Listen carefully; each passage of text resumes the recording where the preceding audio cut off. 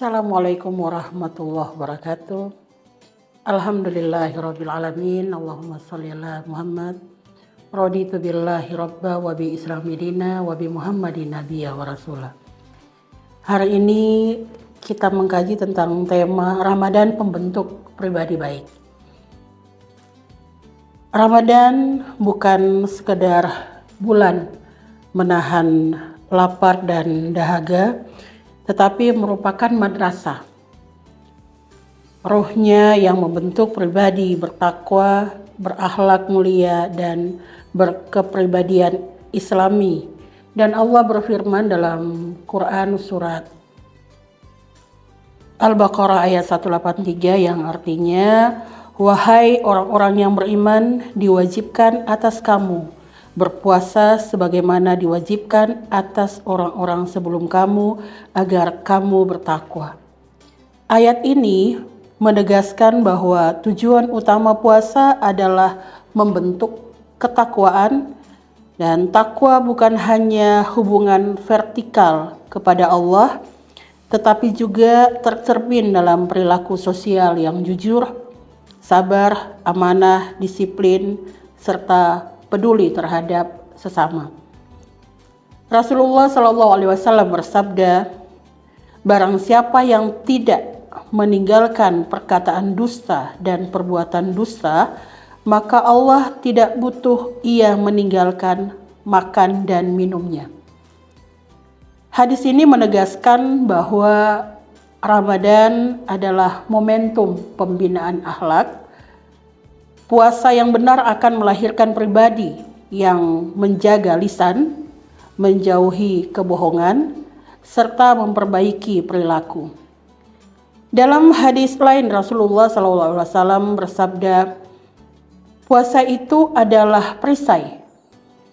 Puasa menjadi perisai dan dari hawa nafsu, dan perisai dari perbuatan maksiat, dan perisai dan sikap-sikap buruk. Inilah esensi pembentukan pribadi baik, mampu mengendalikan diri dan menjaga kehormatan diri."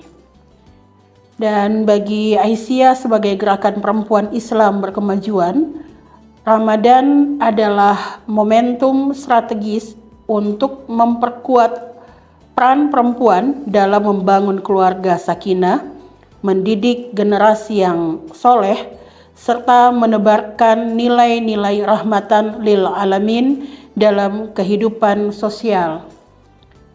Pribadi yang baik akan melahirkan keluarga yang baik, dan keluarga yang baik akan membangun masyarakat yang berkemajuan. Kisah tentang kemurahan hati Ummul Mukminin Aisyah di bulan Ramadan menjadi teladan agung tentang makna sedekah yang lahir dari keimanan yang mendalam dan keyakinan penuh kepada Allah. Diriwayatkan bahwa pada suatu hari di bulan Ramadan, Aisyah hanya memiliki sedikit harta di rumahnya. Saat itu beliau sedang berpuasa, dan ada seorang miskin yang datang meminta makanan, padahal yang tersedia untuk berbuka hanyalah sepotong roti.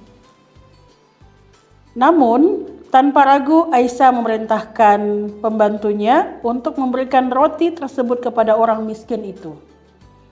Pembantunya berkata, "Jika roti ini diberikan, tidak ada lagi yang bisa kita gunakan untuk berbuka." Akan tetapi Aisyah menjawab dengan penuh keyakinan agar tetap memberikannya. Ia lebih memilih mengutamakan kebutuhan orang lain daripada kepentingan dirinya sendiri meskipun dalam keadaan berpuasa. Menjelang waktu berbuka, Allah mengganti sedekah itu dengan sesuatu yang lebih baik. Diriwayatkan bahwa ada seseorang yang mengirimkan makanan berupa daging kambing sebagai hadiah kepada Aisyah. Maka ia pun dapat berbuka dengan makanan yang lebih baik dari yang telah ia sedekahkan. Saat itu beliau berkata kepada pembantunya bahwa itulah balasan dari roti yang telah diberikan di siang hari. Kisah ini merupakan beberapa pelajaran penting. Pertama, bahwa sedekah di bulan Ramadan memiliki keutamaan yang sangat besar. Rasulullah Shallallahu Alaihi Wasallam sendiri dikenal sebagai orang yang paling dermawan, dan beliau lebih dermawan lagi ketika Ramadan. Dan yang kedua, keyakinan kepada janji Allah menjadi sumber keberanian dalam bersedekah.